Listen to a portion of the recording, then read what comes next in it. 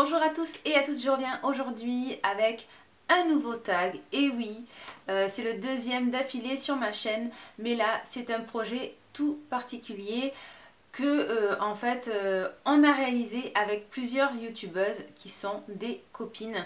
Et donc ça a été à l'initiative de Aline, donc de la chaîne Faiblesse, dont je vous ai déjà d'ailleurs parlé dans ma précédente vidéo. Et donc voilà, elle a eu l'idée en fait de créer cette collaboration entre youtubeuses pour créer en fait un tag.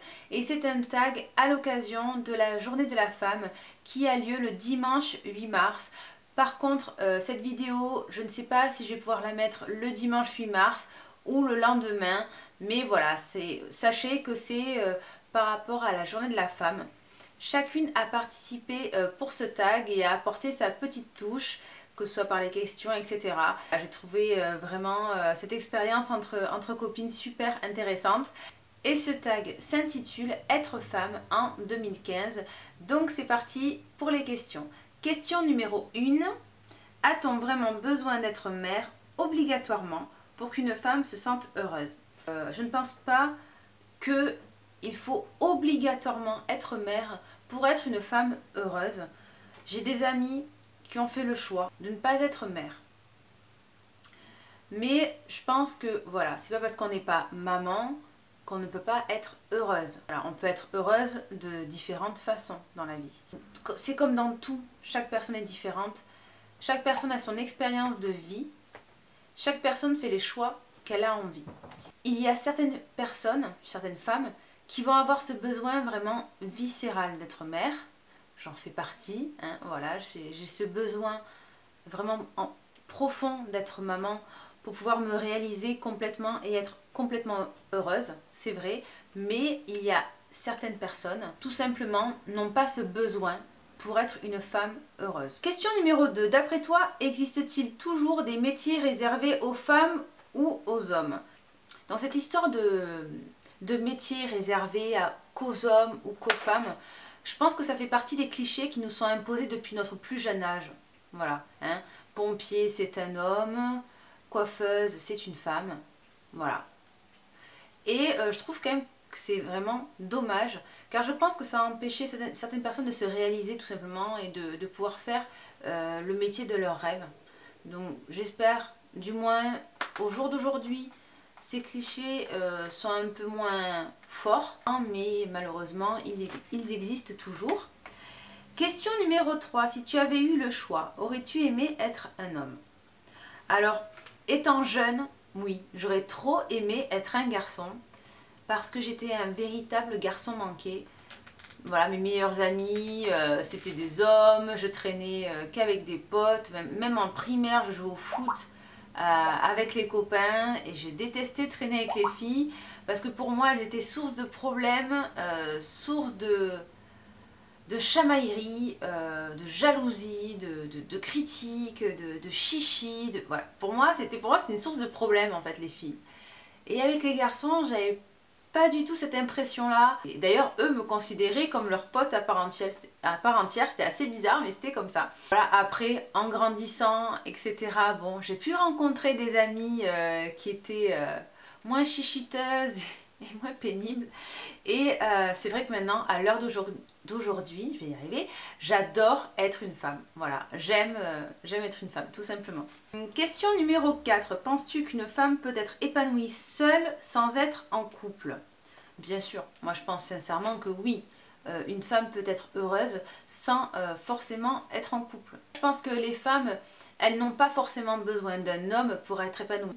Par contre, les hommes, vous, oui les hommes, vous avez besoin de nous. Et oui, on est indispensable à votre équilibre. Oui. Donc voilà, donc une femme, oui, elle peut survivre dans ce monde de brut, mais par contre un homme, il aura beaucoup de mal sans nous. Voilà, c'était ma pensée du jour. Question 5, on dit souvent qu'une femme qui prête réellement attention à elle se vérifie par des mains toujours manucurées. Valides-tu cette règle? Alors non, je ne valide pas cette règle, car bien souvent, bon là j'ai les mains manucurées, mais j'ai pas toujours du vernis sur les ongles, je suis pas toujours manicurée. Parfois je me dis que je laisse mes ongles respirer, voilà, donc je vais pas mettre de vernis pendant quelques jours. Voilà, c'est pas parce que je mets pas de vernis que je suis pas une femme qui fait attention à elle. Bah non, je ne valide pas cette règle. Question 6. Qu'est-ce qu'une femme naturelle pour toi? Pour moi, voilà, c'est une femme simple, sans chichi, sans manière, qui est spontanée et qui est souriante. Question 7. As-tu l'impression d'avoir autant de crans qu'un grand bonhomme sans tous les poils entre les jambes? Alors oui, on n'a pas besoin d'avoir plein de poils et tout le tralala pour avoir autant de crans qu'un homme. Nous les femmes, on se dégonfle pas envers l'adversité et généralement je trouve qu'on est des fonceuses. Hein. Je sais pas vous, mais on a du cran quand même. Attends, mais c'est quoi cette histoire? Donc oui, non mais sincèrement, oui, je pense que les femmes, on a autant de crans que les hommes et pas besoin de tous ces poils entre les jambes, entre nous, berk. Voilà, alors ensuite, question 8. 5 raisons d'être une femme. Alors, il y a énormément de raisons d'être une femme. Déjà, franchement, la première raison, c'est que notre espérance de vie est plus longue que celle des hommes. Ce n'est plus à prouver. Alors, je crois que j'avais entendu dans une émission de télé que l'espérance de vie des femmes était environ de 6 ans supérieure à celle des hommes. Donc déjà, je pense que c'est une bonne raison hein, d'être une femme. C'est qu'on vit plus longtemps. Ensuite, la raison numéro 2, et oui, c'est prouvé, les femmes sont plus intelligentes que les hommes. Voilà, notre cerveau est, comment dire, plus performant. Et ça, sérieux, c'est pas des bêtises, ça a été prouvé. Et oui.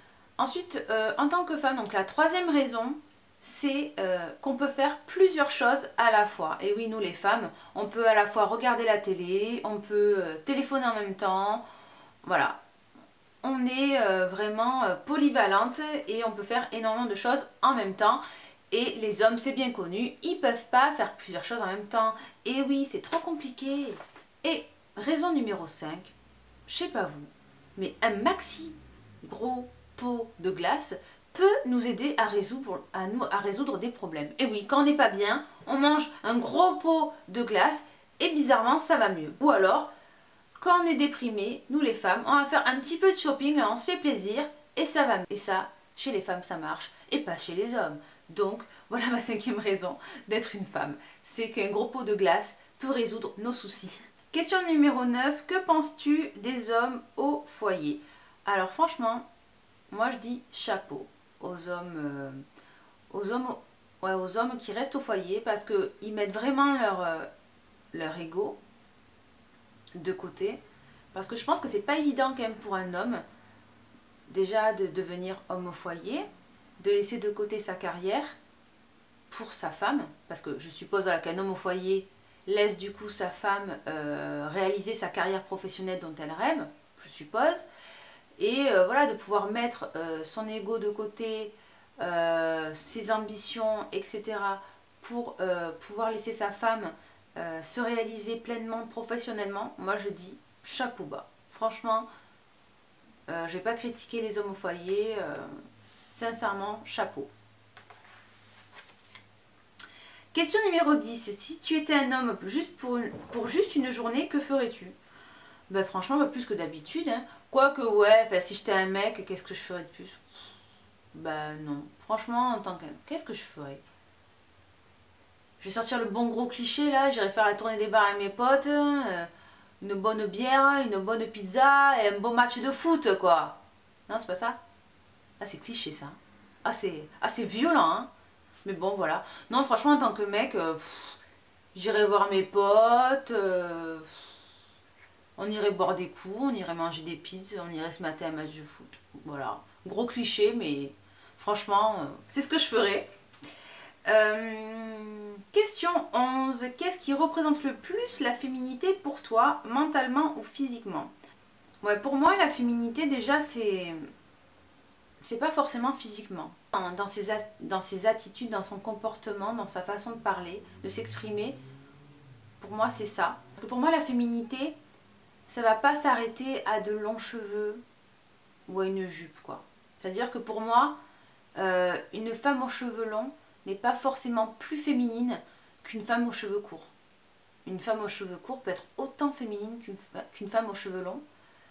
Une femme qui porte une jupe n'est pas forcément plus féminine pour moi hein, qu'une femme qui peut porter un jean merveilleusement bien.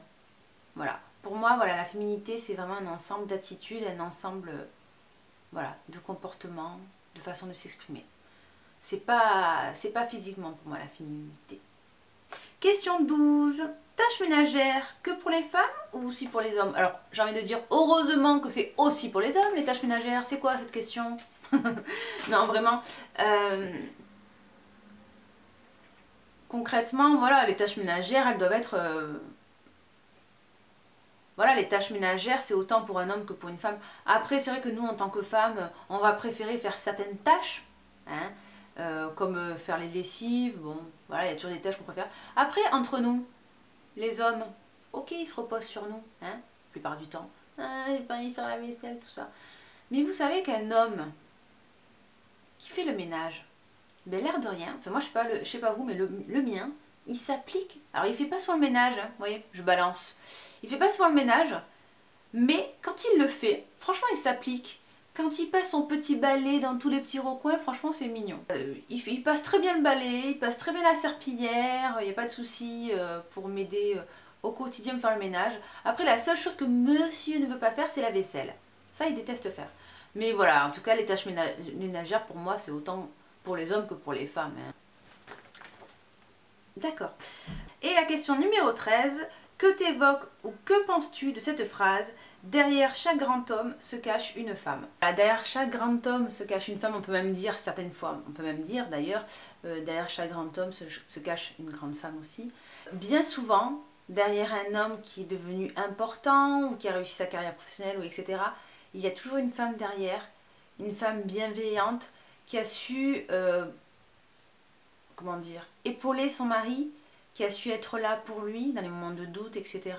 Une femme qui l'a soutenu parce que voilà, généralement nous les femmes quand on est amoureuse, on croit en notre chéri, on croit en lui, on croit en ses projets et on le pousse toujours, on le booste à aller jusqu'au bout de son ambition, au bout de ses envies. Quand on parle d'une femme derrière un homme, ça peut être sa mère, hein, ça peut être une mère, ça peut être une sœur, ça peut être sa femme. Mais voilà, vous remarquerez que tous les hommes qui ont bien réussi, il y a toujours quelqu'un derrière, il y a toujours une femme qui se cache. Enfin, les femmes de ces hommes célèbres ont joué quand même un rôle important dans leur réussite. Et d'ailleurs, si ça vous intéresse, n'hésitez pas à aller vous documenter sur ça sur internet. Vous allez être assez étonnés de tous ces hommes qui ont réussi grâce à des femmes. Voilà, donc ce tag est terminé. Je vais maintenant taguer des copines. Alors j'en ai noté quelques-unes pour pas en oublier certaines. Donc, après vous n'êtes pas obligé de le faire, hein. Je sais bien que des fois les tags, on n'est pas trop motivé pour les faire. Mais je compte sur vous, donc je tag Lorina76. Et oui Poulette, je t'ai tagué. Ensuite je tag ma copine Sandrine de la chaîne Sans Dynamite, à qui je fais un bisou. Ensuite je tag Tiffen de la chaîne Makeup & Co. J'espère que j'ai pas écorché le nom de ta chaîne. Ensuite, je tag Hélène LC, Yes Girl Power. Ensuite, je tag Charlène de la chaîne Scarpina Beauty. Je tag aussi Laureline79 si tu as envie de le faire, j'en serai très heureuse. Ensuite, je tag Coquetterie de Miss, et oui. Et pour terminer, je tag la trentaine en beauté à qui je fais un coucou. Voilà les filles pour celles que j'ai taguées.